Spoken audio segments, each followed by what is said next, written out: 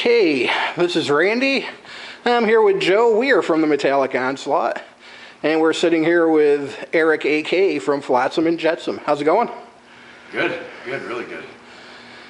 So, great to be in New York, right? yeah, it was quite the trip up here. We are at the Montage Music Hall. We are. Rochester, New York. And Flotsam Jetsam will be promoting this CD tonight. Damn straight. Everyone should pick it up because it's freaking awesome. It is. It's a good album. It's a very good album. Like every Flotsam album.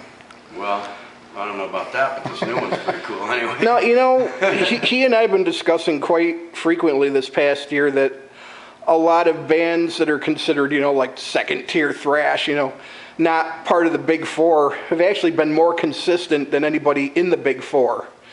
And you guys are definitely among that crop, for sure, you know. I mean, you guys... just kind of written whatever comes out. If it's not super thrash metal, then it's not super thrash metal. But we've always kind of stayed true to our writing style, which is whatever comes to mind, and it changes when somebody adds their part, then it changes again when somebody adds it. And what we end up with is either cool enough to share with the rest of the world or not, you know? Yeah. So that's the way we've written every record, pretty much, that we've ever done, even with different lineups. And, you know, our influences and likes and what we're doing in the music industry now kind of dictated us to write this new one, which is a little more back to our roots than before. How has the music industry changed on your end from day one until now? Like label-wise and touring-wise and everything CD-wise? 50 times since, you know, since our first signing or whatever. It's ridiculous. We got in the old school times when there was a lot of money and big studios and you know, limousines and all that crap, and we got a little taste of some of that kind of stuff, and then the whole music industry just changed the minute the internet came out. So it was, you know, we still do it for the same reasons. We love the music, we love touring, we love playing live in front of people, we love the crowd reactions, you know. That's the main reason why we ever started doing this stuff. And it's still the main reason why we're still out here doing it. So all the other crap, the labels and the music industry part of it really is secondary to that, you know. Before we could actually come home with some money and sit home for a couple of weeks and then start writing or planning another tour or whatever. And now it's just like any other job. If you don't go to work every day, you don't get paid. That's all there is to it, you know. So you got to stay out here doing it constantly, all the time, over and over and over again, which is fine because that's what we love to do.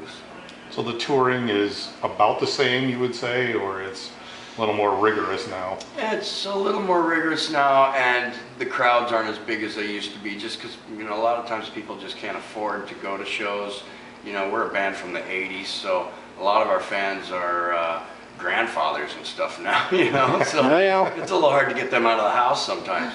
So there are a lot of young fans at our shows that are just re-experiencing the old 80s kind of thrash stuff. There's a lot of young bands opening up that are doing the old 80s type of thrash stuff. I mean, their own thing, but that's kind of what the feel you get from it, you know. Good clean vocals and not a bunch of blast beats and all that, you know. Mm-hmm. So it seems to be coming back around a little bit, which is good for us and good for, you know, everybody else that's in the same era, Exodus and Metal Church and Death Angel and all them, you know. Yeah, Metal Church played two times actually in Rochester this year, right? Yeah. Yeah, they played here back in April, and then that place in Webster there, I can't think of the name of it. Yeah, that was a pretty good turnout too. They were really good. Yeah. Really good. Another great album from this year too. What has the response been to the new material? Like I said, a lot of young kids showing up, knowing every word, just sitting out there. So it's doing pretty good. You know, our crowds keep getting bigger and bigger all the time. So I think the record is doing its job anyway. We love playing the new stuff, and we get a really good reaction from it. So I think it's working so far. Do the young kids at least know the old school stuff? Some of them do, yeah. Or is it the older people like me and Randy? You know, there's actually a lot. I'm not that much older. The kids that, or the kids, I say, they can't mosh anymore. Yep.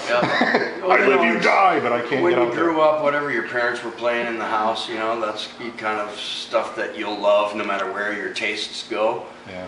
And it's the same crap, you know, these guys show up and they bring their kids with them and they're like, oh yeah, I hear this every day, you know. True. So where does the tour go from here? Where does it go from here? I think we go to Maryland and then a couple more New York shows. We got Brooklyn. On your pass. It is on my pass, but I can't read it. It's all torn up. I can't read it either. Oh, that's too small. And then we're heading down to Florida from there. Got 4 or 5 shows in Florida, and then over to Texas. We got 4 or 5 shows in there. End up December 9th in Phoenix, and then hopefully taking off for the rest of the year. I hope. That's cool. And then next year you'll probably be hitting some festivals, right, overseas? Yeah, we got another U.S. thing in February we're working on. March, April we'll be over headlining a European tour. South America after that. Nice. I think. So we've got things lined up, and you know, like I said, if you're not doing it, you're not making any money. So you gotta get out there and do it. Speaking of Europe, you guys were just over there with Destruction, if I'm not mistaken, right? Yep, 6 weeks over there. How was that? It was a lot of fun, a lot of big crowds. You know, we had Enforcer and Nervosa open up too, so it's Cool. a 4-band package. Pretty much 4 bands of drunk people on one bus. It's pretty crazy. Yeah, we call it the Petri dish, not the bus. Yeah. It's pretty nasty up there. And, you know, Destruction's great guys to tour with. They're very respectful. They love Flotsam to begin with. Right. So, and you know, when we went to Europe our first time in '87 or whatever it was, that was the first guys I met over there were the guys from Destruction. Cool. Hung out in our hotel room and smoked a joint all night. We couldn't talk to each other because, you know, they were German and we're American. And the only thing we could understand was pass the joint around, so that's what we did all night. Hung out with them. We've been pretty good friends with them ever since. So the tour was really comfortable for us, really comfortable for them. So it was nice. Good deal. Yeah, we saw them not too long ago A couple years ago. here too, yeah. And And, they haven't been here in a while. Well, didn't he say something about the last time they played New York? It was Syracuse or something like that? Yeah, it was like 86 or 87, something like that. At the Lost Horizon. Remember the Lost Horizon? Yeah. Yeah, I say you we guys saw you were there not within the past couple of years. You played, I think. Seems to me you were there not this past summer, but last year, and it was one of the shows. Unfortunately, I ended up having to miss. The last time we were out around this area was what, Testament? And we played Lost Horizons last time we were here 2 years ago. It was Yeah, either I think it was 2 years maybe it ago, was yeah. 2 years ago, or Those Testament tour? No, you were out on our no, that was Buffalo. I was actually there for that one. That was middle of February and cold as balls. Yes, it was. I've stepped off the bus one day in Buffalo and I'm like, this is the coldest I've ever been in my life. I couldn't breathe. And I was just like, no, got back on the bus. I'm not leaving. Yeah, I can understand that for sure. Yeah, a long time ago you would have played Lost Horizon, like around 87, I think. Well, they had the pole in the middle of the stage at the time. That has since been taken out of there, but Played a lot of those. that was such a, Middle of the stage. I don't know why. It was like a giant support. They took it down, put it in a coffin off to the side of the stage for a bunch of years, but yeah, a lot of people played there. I can't remember who you guys, it seems like it was Violence or somebody, but I'm not positive. Tour with Violence? Yep. Yeah, it must have been you guys and Violence. Maybe Laz Rocket too or something?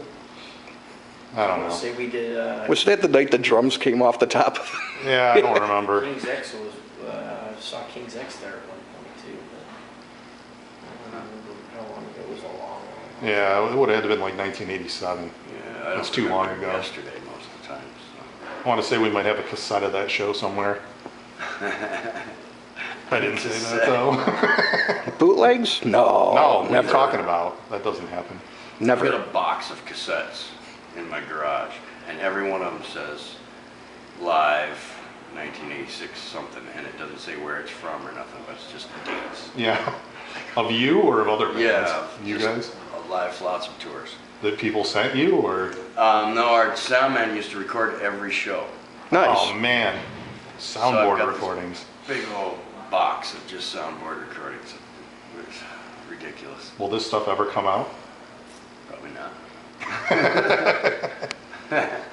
I knew that was going to be the next thing you asked him too. Yeah, that would be a nice thing for Flotsam fans though. The live album you did do was very good. We're actually working on some more live recorded stuff, so we'll see. We'll see. Like CD, DVD, or just Yeah, CD? type of thing. That's cool. There was what was the Metal Blade reissue, the overseas one? That didn't have video on it, right? That was just Doomsday and then extra disc. You know, it had. The demo. Yeah, I don't think it had any video stuff on it. Did it? The 25-year Doomsday thing? Did it have videos? It didn't have any videos on it. No. I thought maybe it had that old Hammerhead video on it, but I don't think so. It was just recordings. I think it might have the video on it. Even Chic and all that crap. I was actually going to bring that and realize that I never opened it. I don't know why. But I did bring this. The Cold, yes, another great album. Cool. This is possibly one of the best albums ever made. All right. In my opinion, this is one of the best albums ever. I won't argue with That you. album blew me away when I came out. Unbelievable. It changed my life. I remember Probably not the really, night we but- first started playing tracks off of that, yeah. So I think we played the title track first, and And which track is the best for you? That's a good question. It might be The Cold. Yeah. Title track. I think that was the first one written for that record. Was the Cold. Because this came out on Metal Blade, right? No, it came out on Driven Music Group, That's what this is. But it didn't get released later, which huh? was Head from Korn owned that record label. okay. Yeah, because I remember I bought this. I thought, I don't know, misremembering. I thought it came out later on Metal Blade or something. But yeah, that's definitely one of the best albums in metal, in my opinion, hands down.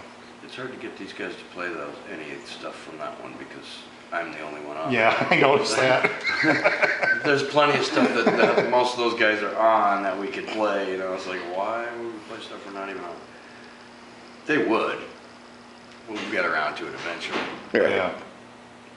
They're not like that. They're just like, we should be playing stuff that we're actually recorded on. That's my daughter on the front. Oh, really? Yeah. And I think the inside has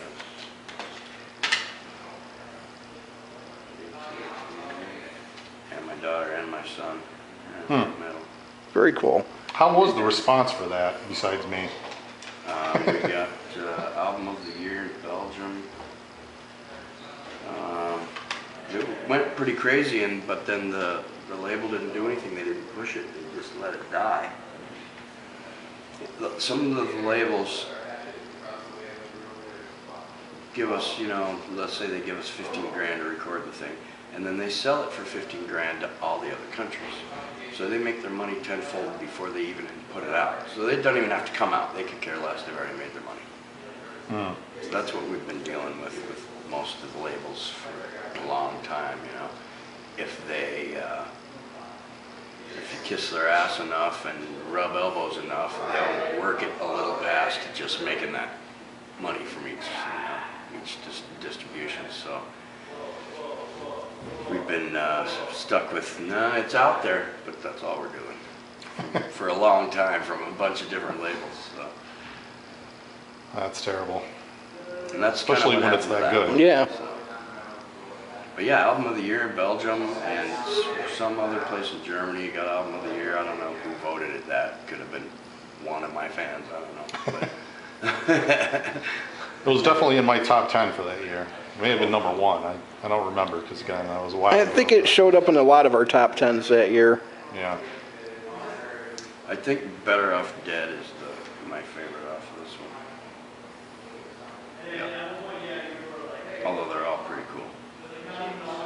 That was really just a me and Mark Simpson record because he wrote basically the whole thing and I did all the melody lines and lyrics and everybody else just played what we wrote. So. But he's a talented boy, Mark Simpson is. Nice. So do you have any questions? I'm pretty well set. No more questions. Do you have anything else you want to put out there, like your websites or Just that what's this, going on? the Where to buy the lineup I record? have now is really the most comfortable and best and tightest lineup I've ever toured with. And it's we're kind of a machine right now. These guys are smoking on all their parts, you know. So you've got Jason Bittner on drums at the moment, Yeah, he's who's pretty much a machine. he's keeping us in shape, that's for sure. And who are the other guys? Just to throw that out there. Steve Conley was in F5 with Dave Jr. from Megadeth. Okay. And Mike Gilbert, one of the originals, is back. And then the first guy to replace Newstead, Michael Spencer, who was also in Sentinel Beast and a couple other bands, he's back in now. So, you know, we're the first post-Newstead lineup, basically, except for Steve, and he's, you know, he wrote half the new record by himself, so did half the engineering, and you know, so it's he's been a huge plus so far, really huge plus. And just live, we just gel really well, and it's been a lot of fun to tour. So keep going, keep going, keep going. That's cool. If you keep all putting out great albums, man, that's awesome. We're gonna try. Like you said, we just kind of put out what comes out, and luckily, you know, Mike is Mr. That's Not Heavy. That's not going on my record, you know. and I'm more of that's tasty as hell. We have to put that on there, you know. And everybody's got a different little opinion. So by the time we all get our no's and yeses in there, we get a pretty good mix of stuff. So it's pretty cool. All right, well, I can't wait to see you guys. That's going to be one hell of a show. Yes, Should be fun. And if you get a chance, get out there and see them on the road and definitely. buy their damn record so then they can tour some more Absolutely. and put out another record. Definitely. Hatchet and Hellstar kicking butt every night too. So. Yeah, that's definitely cool. Hellstar, man, holy crap. Yep, and he's got his new Vampiro thing going on. It's Yeah. pretty cool. Yeah, it's that's pretty. definitely It's very nice. entertaining. So, and you know, James is always a good singer. So. Yeah. All right, well, thank you. Yes, absolutely. Thank you. Awesome. Can't wait to see you guys. Right on.